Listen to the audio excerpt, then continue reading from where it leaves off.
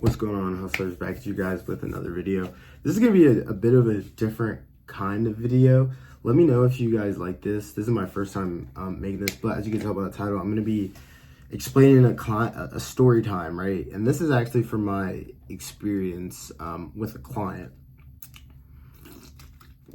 And this is from my earlier days in government contracting. Like around the time where I recorded this video, or not recorded this video, around the time where this story had occurred, I hadn't even done my first mil in sales, right? The company, I think the company maybe passed a mil, maybe, or we were getting close, but we were probably around that like 500 to a mil, probably closer to like 750 at the time, right? So basically what I'm going to be talking to you guys about today is the story time of how a client won $220,000 contract worth of contracts. There was two contracts, one for $110,000 and then one for $109,000. And he won them, but then he lost them and had to cancel them because he couldn't fulfill them. So that's going to be the kind of story time. So let's call this guy, let's just call him Joe. So basically I'm chilling in the office, you know, just doing my thing, working the phones, making phone calls. Somehow, some way, this dude got my contact information. I don't even recall really how he did it. I don't even know how he came across me, honestly. I think I got an email, and then somehow, some way, he got my phone number and like shot me a text, right? And this was early days, right? This is early days. Like Nomad wasn't even a thing yet. Like the business existed, but it didn't like the LLC existed, but the business didn't exist, right? And at the time, I was still kind of dibbling and dabbling in selling clothes and shoes, right? So Nomad didn't even really exist. And then I get a text from this guy, and he's like, "Hey, bro, I'm working on this thing. Contracting officer just sent me an email. Can you help me out?" So I'm like, okay, sure, I'll just take a look, right? Like, but back then I had more time than I had money. Now it's not the case. It's the entire opposite. But back then I had more time than I had money. I was like, yeah, okay, let me help this guy out, bro. He seems like a nice, honest dude, or so I thought, right? So he gets a request for evaluation from the contracting officer. I tell him, I'm like, yo, bro, listen, send me everything you got on this quote. I'll help you craft up a response. Basically, what I was doing was telling this guy what he needed to say, and basically I crafted a response for him, and then I helped him create a system to track his bids and create a file so that way it wasn't super scattered. Because but when he came to the office, I kind of saw how he was operating and like saw how he was like a million different tabs open because he had different emails and he had different documents just floating around amongst like different browsers and different logins and different hard drives. And I was like, all right, bro, we got to consolidate this. Let's get a system in place, right? So basically I told him, I was like, hey, send me XYZ so I can take a look at it and then craft up a response, send me the solicitation number, etc., etc. I took a look at it. I'm like, all right, sweet. It's $110,000, easy day. Not the biggest thing that I've ever dealt with. Like I had already won a 6-figure contract at the time on my own.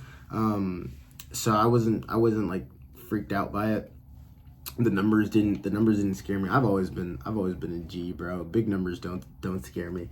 And keep in mind, at the time I was like 19. And I'm like, okay, $100,000. Let's get the deal done, right? So he sends me this stuff. I craft up a response for him. I respond to I have him respond to the contracting officer. He blind carbon copies me, BCC. He BCCs me. The contracting officer says, oh, sweet, awesome, great, loves it. 4 days later, he gets the contract. It's $110,000. Boom. So I'm like, all right, bro, great job. You know, happy I can help. I'll see you around. And then a couple days later, he hits me and he's like, all right, bro, I don't really know what I'm doing. I need some help. So then I'm like, all right, bro, like, sure, I'll help you out. Now, mind you, this is guys, this is why you got to be in your kids' lives. If you have a kid, you got to be in his life. Because my dad came to the rescue and he was like, nah, bro, you're not going to help this dude out for free and help him make $110,000 and then you're going to get $0 and you invoke a time and opportunity cost when you could be building, you know, 2 Lions Aerospace. So my dad was like, listen, bro, if you're good at something, you never do it. You never do it for free if there's an opportunity like this. Like, yeah, I'll do stuff for free. Like I'll help people out, you know, but if you're really good at something and something of that scale, you really shouldn't be doing it for free. So my dad is like, all right, bro, you're going to give us 6 bands. You're going to give us 6 bands. You're going to give us 2 up front. You're going to give us 2 in a month, and then 2 once the government pays you. Ideally, it was supposed to take us like 2 months to do it, right? So, and mind you, at this point, the guy's got my phone number. He's also in Florida. He's also Haitian. So, you know, I was like, all right, let me help a brother out. My dad was like, all right, let's help a brother out. You know, young, black, it wasn't super young, but black Haitian dude, you know. It wasn't his first contract, but this was only like his second contract, I think. My dad's like, all right, bro, let's help this guy out. You know, we want to put our people on, right? So we help him out. He gives us $2,000, right? So at this point, I'm sourcing the product for him. He's coming to the warehouse. I'm showing him how to generate his labels. I tell him where to go to get it. I put him in touch with my guy at Boeing. I'm working the phones. I'm wheeling. I'm dealing. And then for perspective, what he won the contract for was for this like it was like this lubricant. It was like some kind of oil, some kind of lubricant. I think it was a lubricant, but not like something that goes on the outside. It was like a lubricant for a very large aircraft component. I believe it was going on a C-130, and it was a lubricant that went inside one of the aircraft's systems. So you can imagine like how high level this is, right? And Boeing manufactures it. So he's got to go and get it from Boeing Distribution. Luckily, I had a guy out there so that I put him in touch with my guy. I'm like, yo, bro, I need you guys to hold the stock for my boy.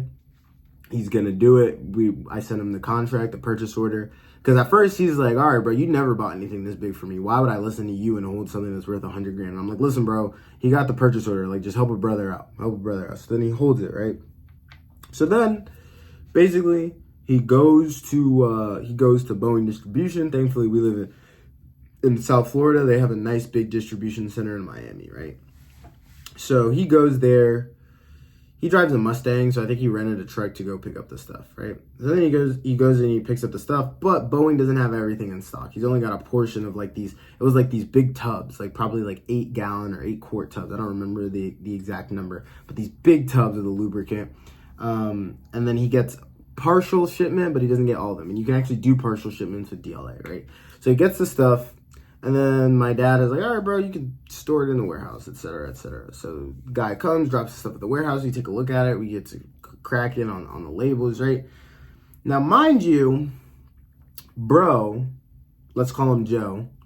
Joe goes home without telling me, and Joe is just like, all right, there's another solicitation open for this. I'm going to bid on it.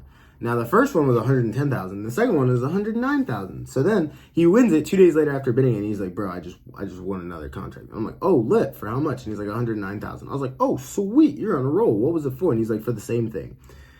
And when he tells me that, I'm just like my jaw drops to the floor, because at this point, I'm just like, dude, you have bit off more than you can chew. Like, you're paying us to help you with this, and you just went ahead and did it. And don't get me wrong, I'm all for shooting first and asking questions later.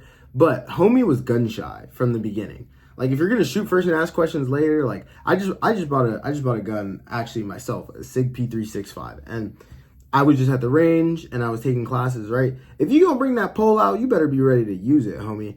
You should not be bringing out a weapon and then you're not really ready to use it, right? So this dude was already gun shy from the beginning. He already didn't have the funds in place, and he didn't feel comfortable about using his credit cards, even though he was like, oh, I got $250,000 line of credit. He already didn't feel comfortable about doing this stuff. He was already like, I already kind of had to coerce him into going and buying the stuff, because I was like, dude, I just stuck my neck out for you with Rodrigo. Oops, I didn't mean to name drop him, but I don't even think that guy works there anymore, so whatever. With my homie at Boeing, and then he goes and he buys it, right? And he's like, oh yeah, well, I figured I would just figure it out and get the second one, right? Now, mind you, because I had not gotten to see what his bidding process was or anything like that, he bids this stuff with like a 40-day lead time. Not even knowing that what the lubricant, by the way, is hazmat, so the plot thickens, right? You got to get DG certified, or you got to have somebody else that is DG certified come and inspect the stuff and properly package it and then store it properly. We had a warehouse, but our warehouse wasn't DG certified because we weren't selling DG certified stuff, right? So mind you, at this point, bro has won the first contract for $110,000. He buys the partial shipments of the lubricant. It's hazmat. It's DG certified. He bid both contracts with a 40-day lead time. He wins the second one a little less than 2 weeks after, right? So at this point, he's basically got to have both of these things in DLA's hands, or at least uploaded into VSM within like the next 30 days. Like best case scenario, he's got basically 4.5 weeks to get this to pull this off, right? And that's the first contract. And then he bids on the second one, so he's basically on the hook for $210,000 with the U.S. government. Now, mind you, he's making about $20,000 profit, like net cash income in his pocket, right? That's what the margin was supposed to be, right? So then at this point, he wins the contract, and I'm just like, dude, like you need to go submit a post award request for an extension, right? And because this was super hard to find for whatever reason, DLA went with this guy. They granted him an extension on the par, which they don't always do. I would say only about 30 to 40% of the time do they grant extensions these days. But they grant him an extension, and he's like, oh, how long should I ask for? I was like, go ask for 80 days. So at least at this point, we have 120 days, right? So we've really got like 3 months to get all this sorted, right? So then, right, I tell him, okay, this is what you need to do. You need to go and buy this amount, at least do a partial shipment, get paid, and then if you're gun shy, you can at least use the $110,000 that you just DLA would have paid you from the first shipment to go and ship the remaining shipment, right? To go and purchase and ship the remaining shipment. Just flip the money, net 30, you only put up 100 grand, right? So then I help him print the labels, etc., and then he's getting ready to go and ship the stuff, right? So then at this point, I do not hear from bro for like 2 weeks. So mind you, 3 weeks has already passed since he awarded the stuff. He gets the label. He's paid us $2 grand out of the $6,000 that he owes us. And I haven't heard from this dude for 2 weeks. And I'm like texting him, I'm like, yo, bro, everything good? Like, are you straight? Like, did you get the parts? Did you get the lubricant? I don't hear nothing from this dude, right? So at this point, my dad and I, we just look at each other and I'm like, all right, bro, this dude just ran off. We literally just showed him how to make, I don't know, almost like $250,000, and then bro just ran off, right? So then I get a text from this dude like another 2 weeks later. So mind you, at this point, we're probably almost like 2 months into this, right? And then he hits me up and he shoots me a text and he's like, oh, bro, like something happened. I had some like personal issues. He was also a park ranger. And he was like he was also in the army too. He was an SDVSB, so I think that helped. But he was a park ranger. And he's like, oh, something about my job, etc., etc. And I'm like, dude, I haven't heard from you in like a month. And you're telling me you couldn't shoot me a text? And then he hits me back up and he's like, oh, bro, let me, like, can you help me finish this? Now, mind you, I didn't tell my dad that I was going to help him finish it because I'm just thinking, I'm like, all right, bro, I'm trying to make, $6 grand. At the time, that was like a lot of money for me because I was winning contracts, but I wasn't seeing commission because I wasn't getting paid on this stuff yet. This was like, DLA was paying us, but then I was only getting commission on the profit. So I really wasn't even seeing bread like that. And then I had just come from working at a gas station and selling shoes, but making like $100 profit. So I'm like, okay, bro, I'm trying to get like the rest of my $6 grand. So I help this dude out, right? So then I give him the method. I tell him exactly what to do, how to ship the stuff, right? And then for whatever reason, bro, I don't hear from this guy. Like, absolute radio silence after I give him the method. So then I'm just like, okay, bro, this dude definitely fleeced me. Like, it's over. It's over.